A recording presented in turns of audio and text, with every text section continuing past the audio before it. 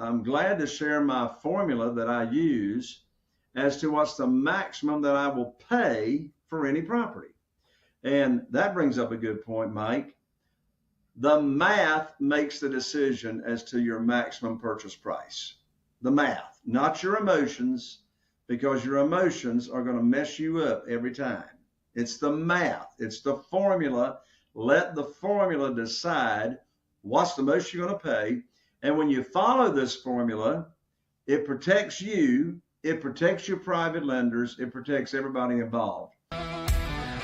If you're a real estate investor and are wondering how to raise and leverage private money to make more profit on every deal, then you're in the right place. On Raising Private Money, we'll speak with new and seasoned investors to dissect their deals and extract the best tips and strategies to help you get the money, because the money comes first. Now here's your host, Jay Conner.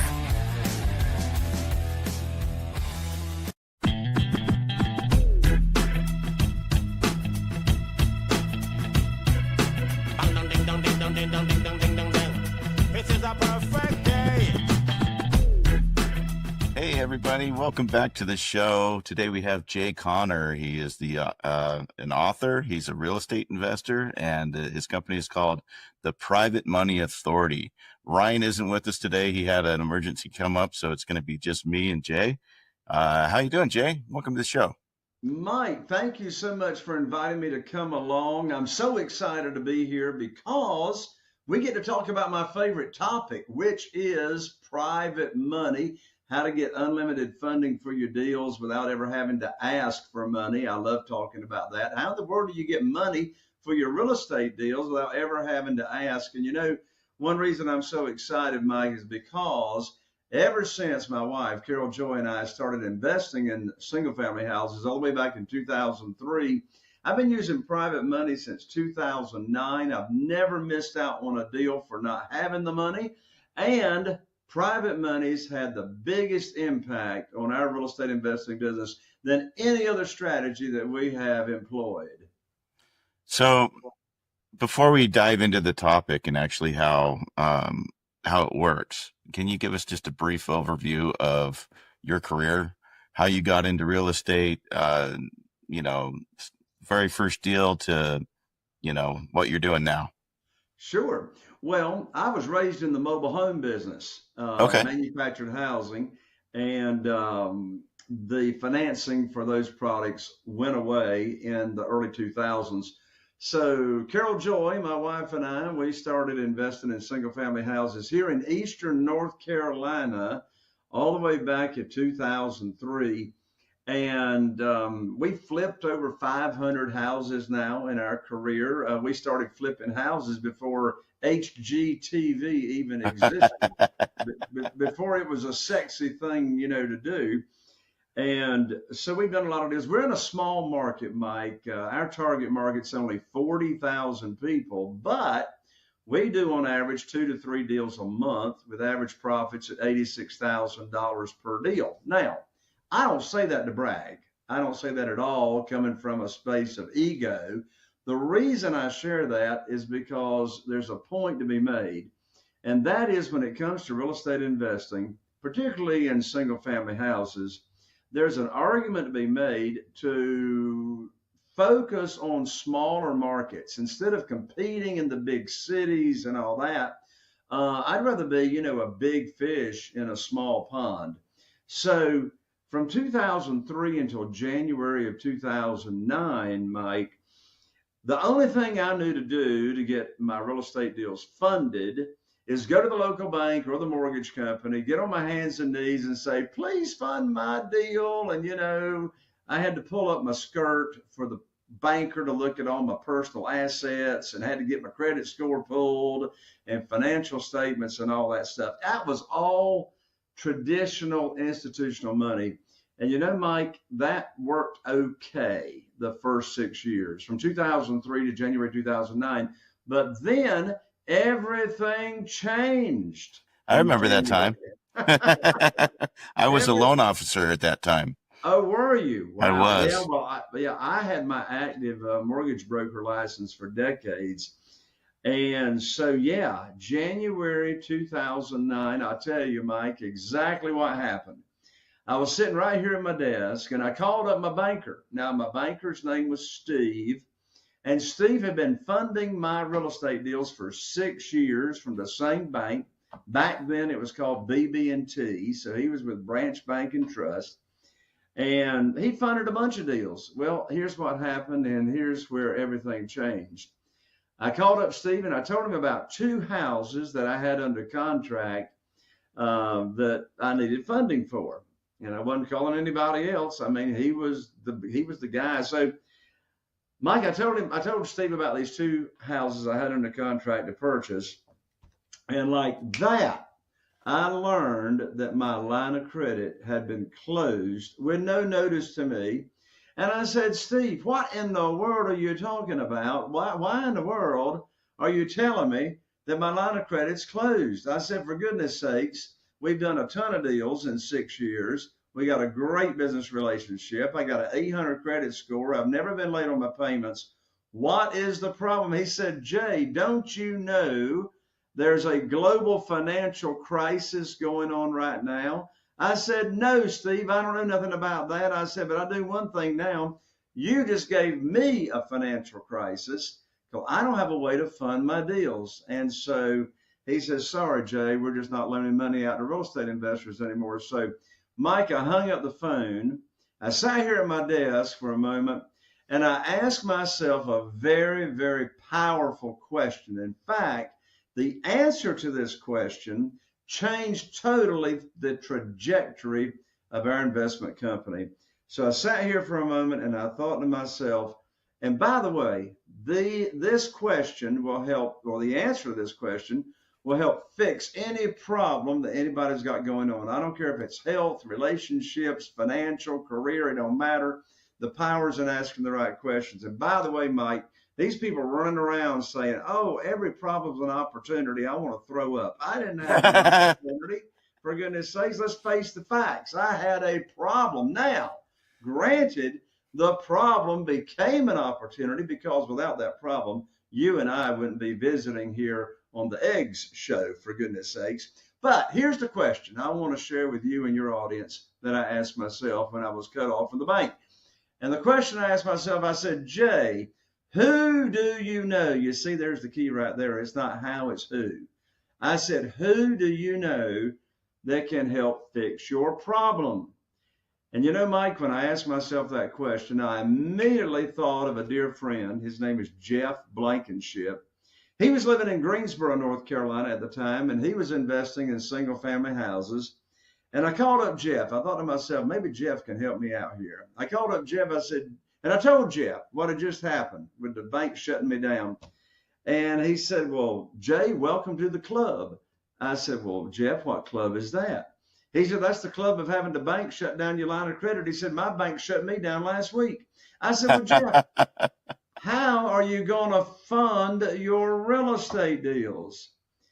And just by asking that question, he said, well, Jay, have you ever heard of private money and how you can get money from individuals just like ordinary people like you and me?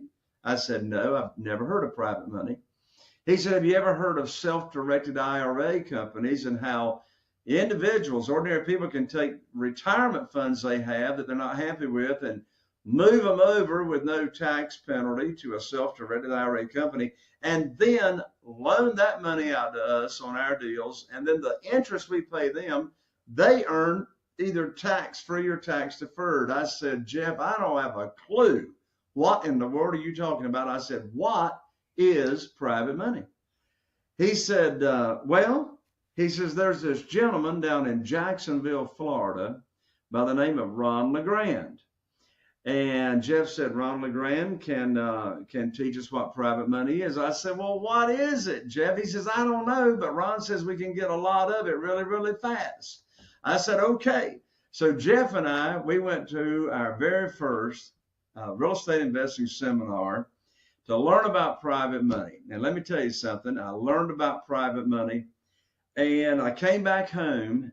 And you know what I did, Mike? I was able to raise $2,150,000 in new funding that I didn't have. So really, when the banker cut me off, when Steve cut me off, he actually gave me a raise because all I had was $1 million line of credit at the time. And I was able to raise over $2 million. And, I didn't ask anybody for money whatsoever. In fact, I don't ask anybody for money today. I got 47 private lenders that are funding our deals without ever asking for money. I never pitch a deal. And what in the world is the secret? Here's the secret. I put on my teacher hat. Oh my gosh. My teacher hat. Okay. So what's my teacher hat? My teacher hat says private money teacher. So instead of asking for mortgages or asking people to, loan money or fund deals, what I did is I started teaching them the opportunity. Now, before I could start teaching anybody the opportunity and what it is, I had to figure out, well, what in the world am I going to teach, right? I mean, what is the opportunity? So here's something very, very important to understand. In this world of private money, we are our own underwriter, which means we make the rules. The traditional way of borrowing money for real estate or anything is the conception that he or she who has the money makes the rules. That's traditional thinking. They set the interest rate. They set the length of the note, the frequency of payments, the maximum loan to value, and all that. So instead, in this world, instead of going and getting on your hands and knees and having to fill out applications, in this world, you put together what you want to offer. I say just sort of duplicate what I've been doing. It's been working pretty good since 2009. So I decided what I was going to pay my investors, my private lenders. Well, I decided I was going to pay them 8%. Mike, I've been paying them 8% ever since February of 2009, and I haven't changed. And that's like in 2009, 8% was high. Oh, yeah. Yeah, but you're not dealing with the crap with the bank, so that's probably like okay for you because you're not jumping through the hoops. So it's kind of like yeah. There's no hoops to jump through, Yeah. right? Because we make the rules. So I decided I was going to pay everybody 8%. I was going to not borrow more than 75% of the after repaired value. I didn't say 75% of purchase price. 75% of the after repaired value. That allows me to bring home a big check every time I purchase a house. I mean, who wants to get paid to buy houses without taking anything to the closing table? So I just put together what I was going to teach. So I went about sharing with people in my own warm market, people that I go to church with, people in the Rotary Club, etc. And I taught them the opportunity. And what I'm getting ready to say right now, Mike, is super critical for everybody to understand. In fact, Mike, I'm going to take a little risk right now. I'm going to ask you a question. I'm not sure of your answer, but I'm going to take a risk. Have you ever heard the guru on stage teaching real estate to say something like, "Oh, just get the deal under contract. The money will show up"? Yeah, I've heard that a few times. For goodness sakes, I want to throw up. Or have you heard them say, "Oh, just get the deal under contract. Money finds good deals," right? I know you've heard that. And let me look, I want to be like the Kool-Aid cartoon character and run into the brick wall like you see on TV. That drives me crazy. I was like, come on now. Where's the money going to come from? Is it just going to like rain out of clouds or something, Now, look, if you're a wholesaler, you're getting the money lined up first. That's called your buyer's list. Right? That's what they teach you when you first start wholesaling. But if you want to stay in deals like I do, we want to get the money lined up first. So back to what I was saying. It's so critical to understand what I'm getting ready to say. You see, right, here's the thing. Never talk about a deal you need funded in the initial conversation with a new potential private lender. You see, my 47 private lenders, Mike, they never heard of private money, private lending. They never heard of self-directed IRAs. I got 47 private lenders right now, and not one of them ever heard about this world until I put on my teacher hat, and I exposed them to it. So here's the point I'm wanting to make, and then I'm going to turn it back over to you. The point I want to make is separate the conversations between teaching the opportunity and what the program is and how they can be involved as an investor or private lender. And then after they've told you what they got to work with and they told you they like the program, then you talk about a deal. The worst time to be raising private money for real estate is when you need it for a deal. There's always going to be deals. And so I'm going to share right now, Mike, and then I'll turn it back to you. I'm going to share right now the exact script. Here it is. The exact script, exactly what I say over the telephone to my private lenders when I got a deal for them to fund without asking for money. So, Mike, I need your help to explain this. Let's do a role play here, a little hypothetical assumption. So this is leading up to how to get your deals funded over the phone without ever asking for money. So, Mike, first of all, let's assume that you and I have known each other for a while. We're friends. Maybe we go to church together. We got the trust. We got the friendship in place. So we got that. Now, let's secondly assume that I have put on my teacher hat and I've taught you the program. I've told you this opportunity. In all likelihood, you never heard of private lending. In all likelihood, you've never heard of self-directed IRAs in this example. And so let's assume you like it. And let's say you've told me that you've got $150,000 in a 401k with a previous employer, and you still got that money sitting over there in a 401k at the previous employer, and it's in the stock market, and you're not liking the volatility of the value going up and down. And I've taught you in the program that it's just like putting your money in the local bank in a CD, except you make a whole lot more money on interest. And so let's also assume that I've introduced you to a self-directed IRA company representative, and they've moved your money over at your request because you want to invest in my program. So they've moved the money over. The money is sitting there in that self-directed IRA account that you set up with the current retirement funds that you had. And so now there's the setup. Here comes the phone call. And maybe I'm calling you a week or 2 weeks after you got your self-directed IRA account set up from that old 401k. And here's what I do. I call you up, you answer the phone, we have a little chit chat. And this, Mike, is what I call the good news phone call. All right, here's the script. I call you up, you answer the phone, we have a little chit chat. And then here's exactly what I say. I say, Mike, I've got great news for you. I can now put your money to work. I've got a house under contract here in Newport, North Carolina, with an after-repaired value of $200,000.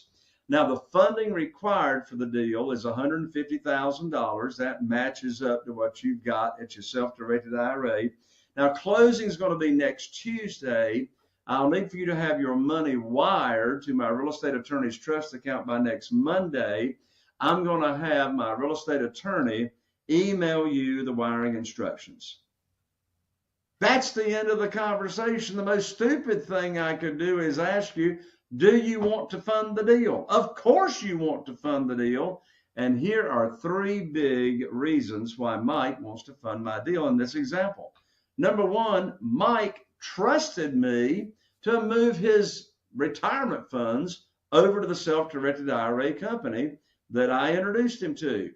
Number 2, Mike knows I'm not going to bring a deal for him to fund unless it matches the criteria of the program I already taught him. Listen what I told him in the example. I told him the after repaired value is $200,000 and the funding required is $150,000. See, that's 75% of the after repaired value. So he knows I'm not going to bring a deal for him to fund unless it matches the criteria of what he's already expecting. He already knows what the interest rate's going to be. The third reason Mike is ecstatic to fund my deal is because he's not making any money until I put his money to work for him. I promised him I was going to invest his money for him and put his money to work. So here I am fulfilling my promise. So I'm ethically bound to use Mike's money because I exposed this whole world to him. So understand what I just went over. There's no begging, no chasing, no selling, no persuading, no trying to talk anybody into doing anything. You're leading from a servant's heart. You're serving people and exposing them to this opportunity. What I found out over the years is my private lenders actually need me more than I need them, because there's a whole lot more money available than there actually are deals. So when people ask me, Jay, what's the very first thing I need to do to start raising private money? Here's the answer. Own the real estate between your ears first. No chasing, no begging, no selling. You're serving, you're making people aware of what this opportunity is all about, and then you deliver and get them deals to fund. So, couple questions. For me, if I'm the guy with the 150 grand and I'm putting this out there, what is my recourse if your deal falls through?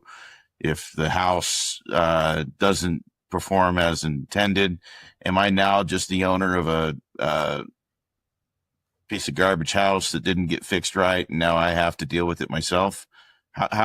Obviously, it's like you've built the rapport with the person, the person beforehand. If you're trying to get them to invest their 401k into this property, this isn't something that you're going to go and just put your money into this fund and Joe Schmo is going to come and have access to my money and buy a piece of property that's not really going to perform as expected. Is there any recourse for that? Yeah, I'm so glad you asked that question, Mike, because there's different. So, one question I get all the time is, well, can you use private money for any kind of real estate? The answer is yes. You can use private money for single family houses, self-storage, land, apartments, etc. But here's the big difference, and that is, how is it structured? So let me explain the structure of this and how the private lenders are protected. So you just mentioned the word fund. So typically on large projects, such as a larger self-storage facility or an apartment complex that someone's going to buy and, increase value for 3 or 5 years and then turn around and flip it.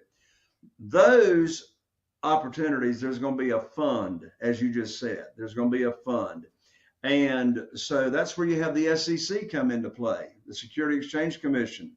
That's where the operator of that investment opportunity is going to have a SEC attorney draw up a private placement memorandum. And so then investors will invest into the fund on those type projects. What I'm talking about here is a whole different world. In this world that I'm talking about, the SEC is not involved. The SEC is not regulating what we do, because everything we do in this world with single family houses, which also includes duplexes, triplexes, and quadplexes, those individual properties, everything that we do is called a one-off. That's slang. A one-off is slang for asset-backed debt. Asset-backed debt.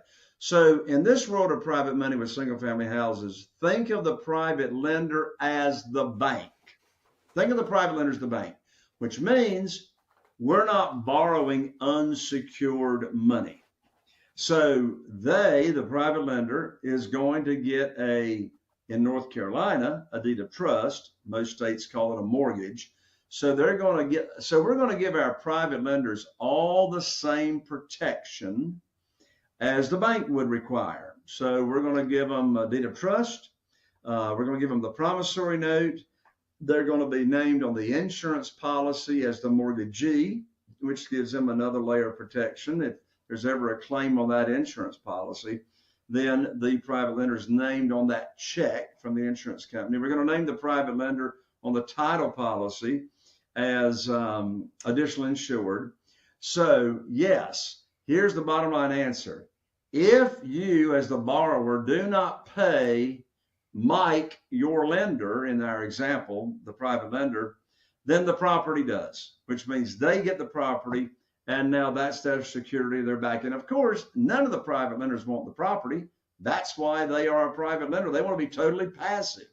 All they want to do is sit back and collect checks, and you take care of them. I mean, you perform as you promised them that you would perform. So the reason this program has worked so well for my private lenders, all 47 of them, since 2009, is because every one of our private lenders have been paid 100% of every penny coming to them. You see, they're not taking the risk of sharing in the percentage of the profit. It don't matter what the profit ends up being. And by the way, the profit never ends up being what you intended to. I've flipped over 500 houses. I've never had a repair budget come in on budget exactly. Why is that? Because Murphy lives in every house. And sometimes Murphy's cousins and aunts and uncles show up, and y'all know what I'm talking about. If the unexpected can happen, it's going to happen.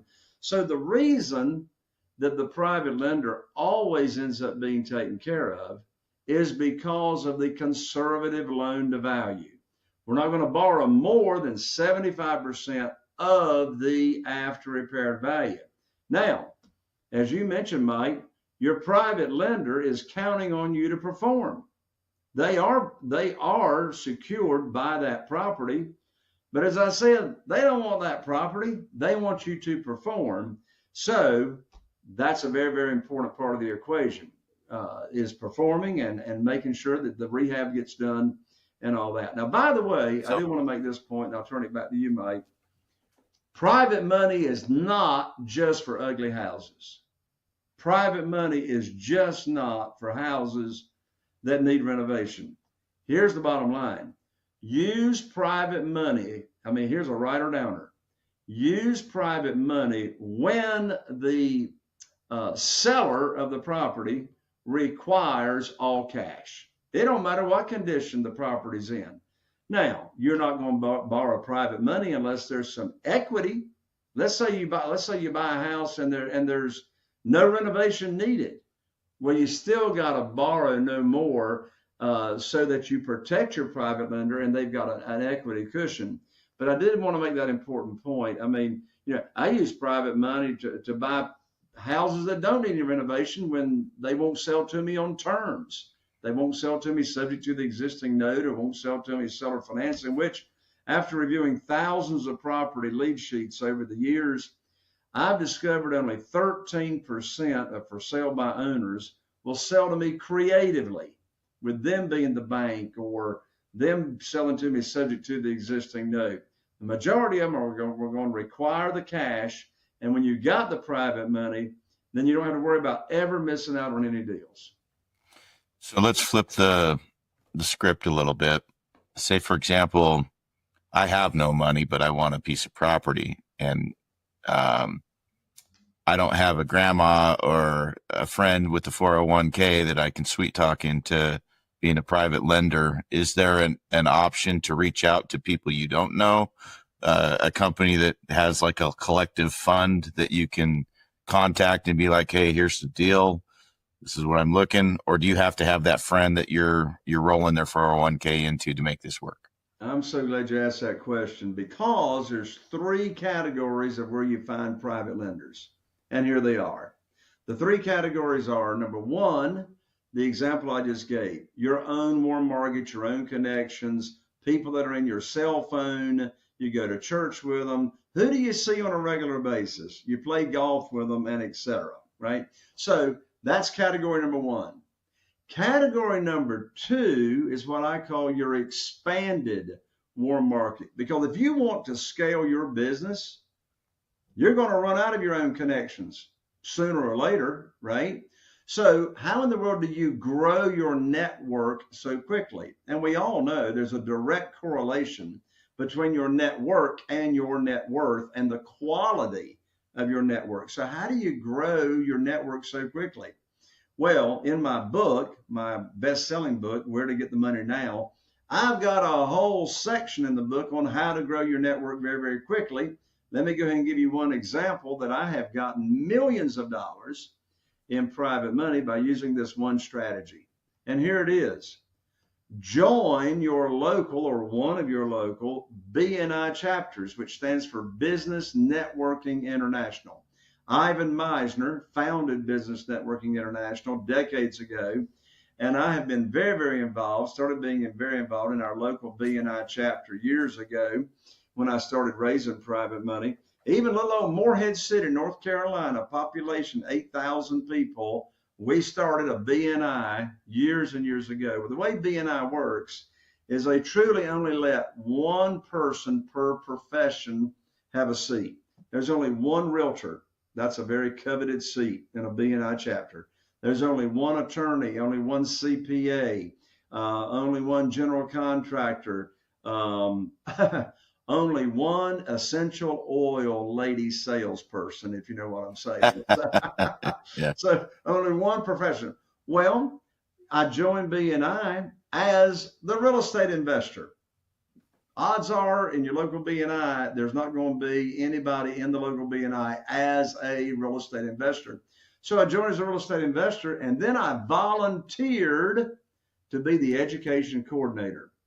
And that's a secret sauce right there. Whenever you're involved in these types of organizations or chambers of commerce or et cetera, volunteer, right? Serve.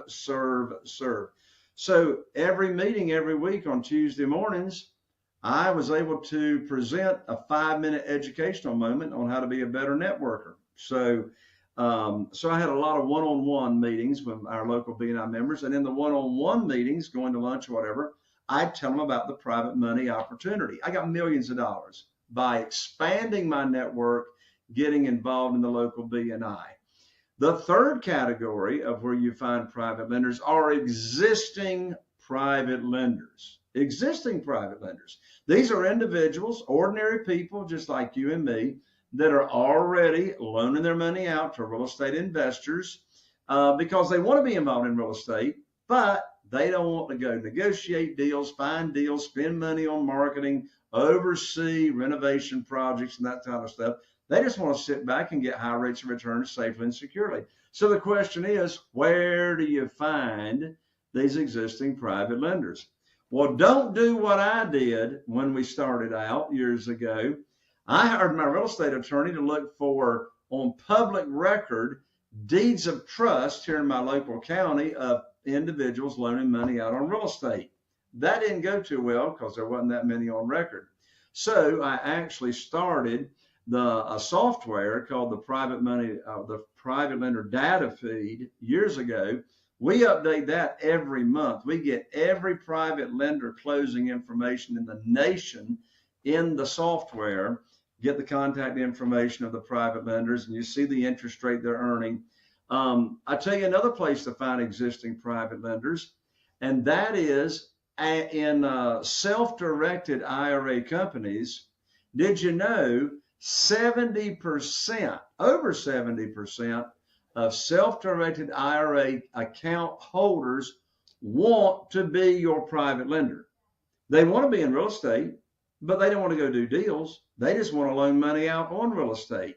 And so self-directed IRA companies have monthly networking events, even on Zoom these days, and you don't have to be an account holder to network on these monthly networking events. But there's one caveat that's very, very important to point out.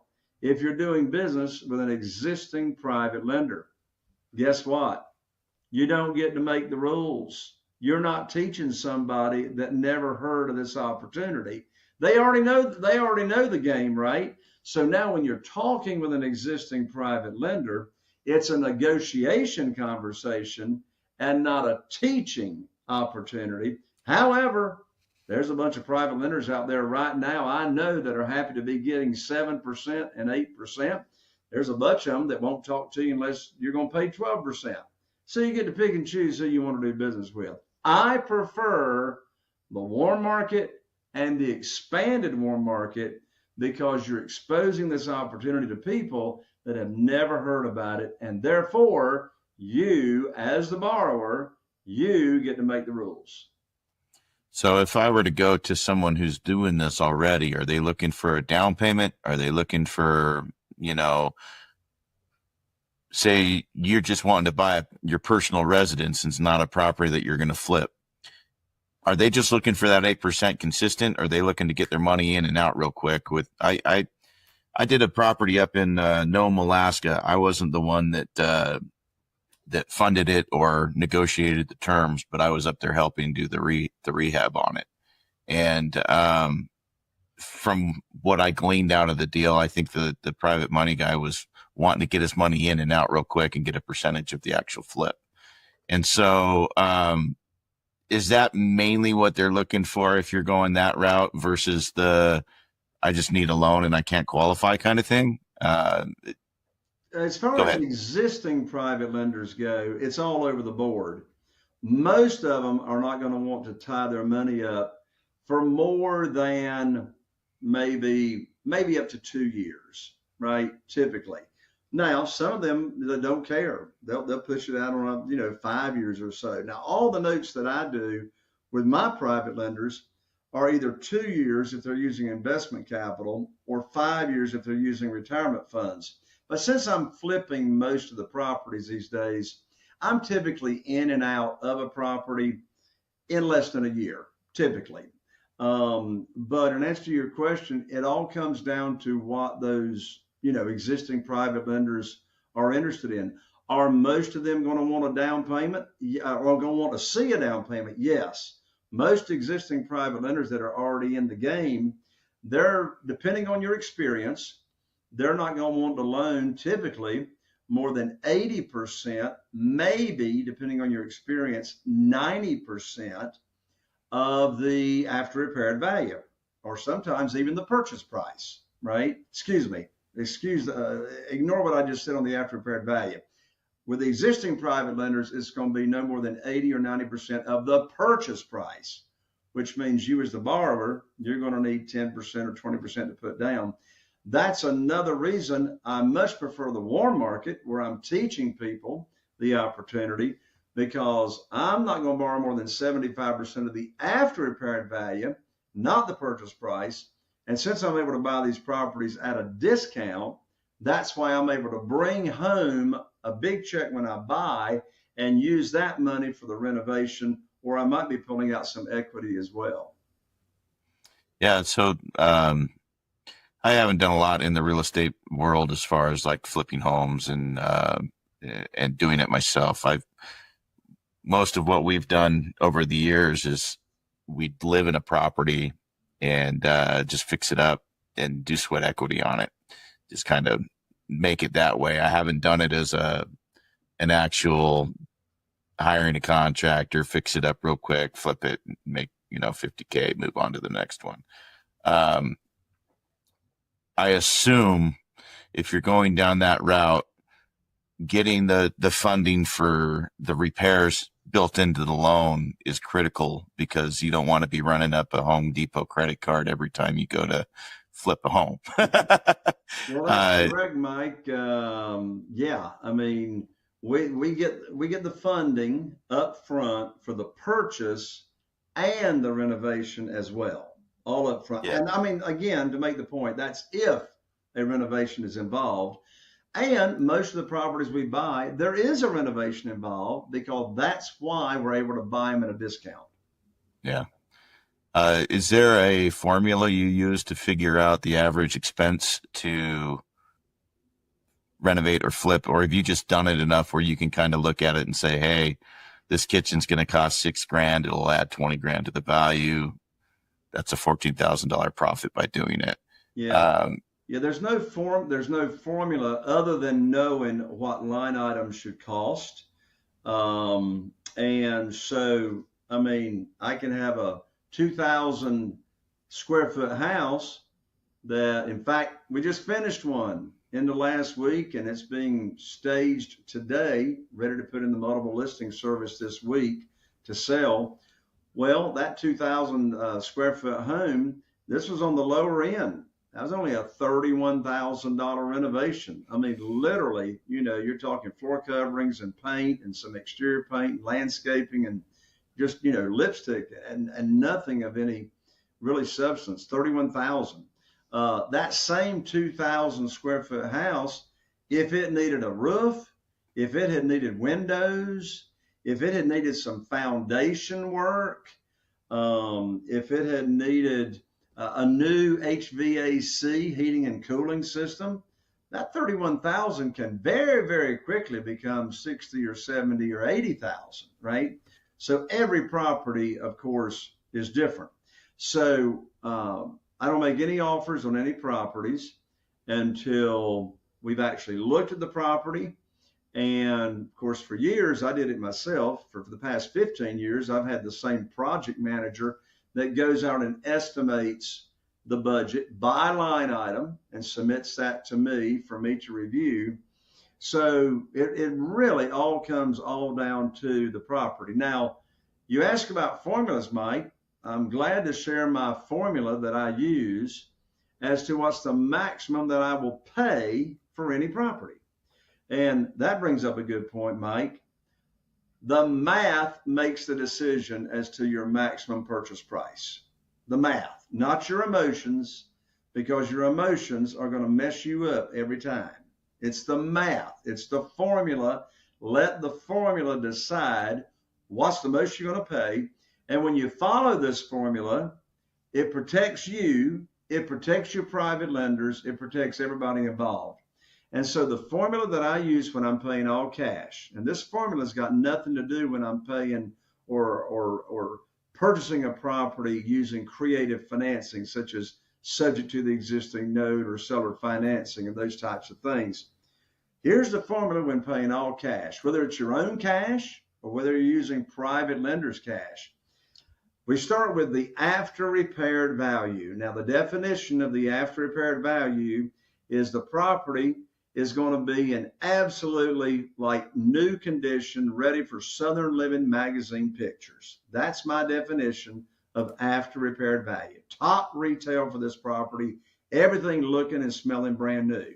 So we take the after repaired value, and then we'll multiply the after repaired value times 70%, and then take that figure, that accounts for your profit, carrying cost, then subtract from that the estimated repairs, and then that equals the maximum allowable offer.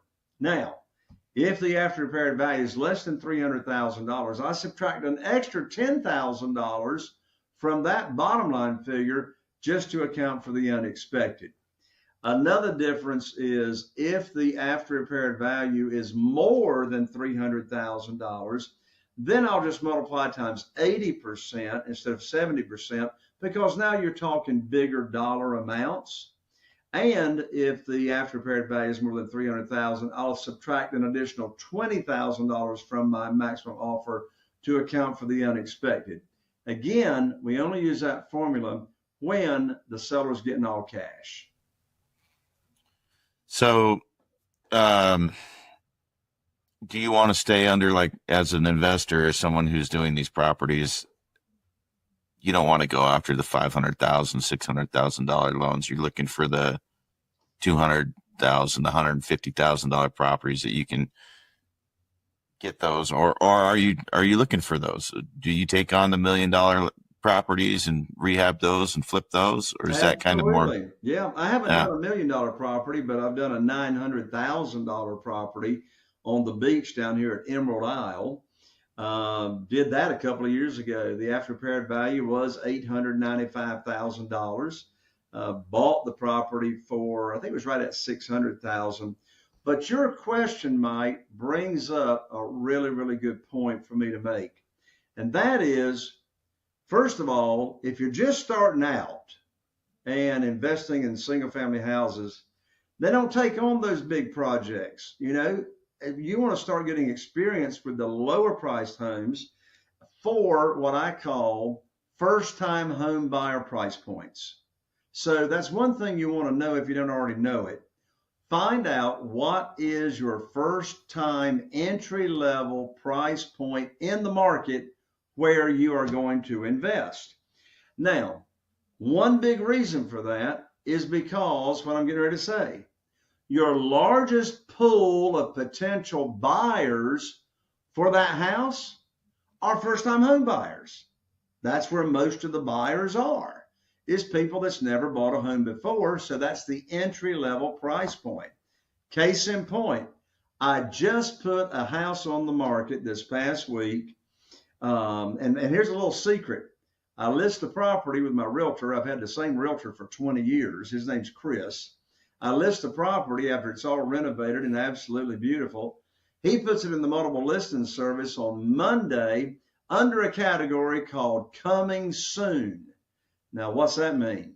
Coming soon means you can look at the music video. We get a music video, professional video for every property that we sell. That's in the multiple listing service. They can see all the pictures. They can see the price. They can see the description, but nobody can get in the house until the listing goes active. So we do coming soon from Monday, Tuesday, Wednesday, and Thursday. Then we go active on Friday. Well, this property at 5012 Highway 101 just went active this past Friday. I listed it for $229,000. Boy, is that a low price in our area. Talk about first time entry price, right? Well, we had 5 showings from Friday afternoon to Saturday. We went under contract Saturday evening for more than list price. So there's my point. By that house being at a first time buyer entry point, it's going to move very, very quickly, and it's going to lower your carrying cost and increase your profit. Yeah. Very interesting conversation. Like you've opened a lot of turned on a lot of light switches in my head here where I'm thinking of different alternatives of funding and things you can do. We're kind of almost at that point. Do you want to tell people how they can reach out, get in contact with you if they want to A, work with you, or B, just get your book? Sure. Yeah. A great way to really get a great foundation as to what we're talking about is my best-selling book, Where to Get the Money Now. And the subtitle is How and Where to Get Money for Your Real Estate Deals Without Relying on Traditional Lenders or Hard Money Lenders. And I'll autograph the book. I'll 3-day express it to you. The book is free, just covers shipping. You can pick up the book at www.jayconner.com/book. Again, that is www.jayconner.com/book, and I'll rush it right out to you. In addition, I'm also going to include 2 tickets to my live event, which is called the Private Money Conference. I put it on twice a year here in Eastern North Carolina. These tickets are valued at $3,000 for 2 people. I'm going to include 2 tickets. You can come for free. And another way to connect with me is come over and check out my podcast. Obviously, you like podcasts. You're listening to Mike and Ryan's podcast here, Eggs. My podcast, I'm now in my 8th year of podcasting. The name of my podcast is Raising Private Money with Jay Conner. Raising Private Money with Jay Conner. I have 2 shows a week. We release them on Monday mornings and Thursday mornings. Now, almost got 800 episodes now. I'm always interviewing other real estate investors that have already raised private money. And so I interview them on how they go about, what are their secrets? How do they go about raising private money for their real estate deals? And I guarantee you, you're going to learn more ways to raise private money for your real estate deals. And we always have a lot of fun. Raising Private Money with Jay Conner. It's on all the podcast platforms. That's awesome. Well, thank you, Jay, so much. I really enjoyed this conversation. And thanks to everyone that tunes in every week. And we'll catch you next time. This is a perfect day.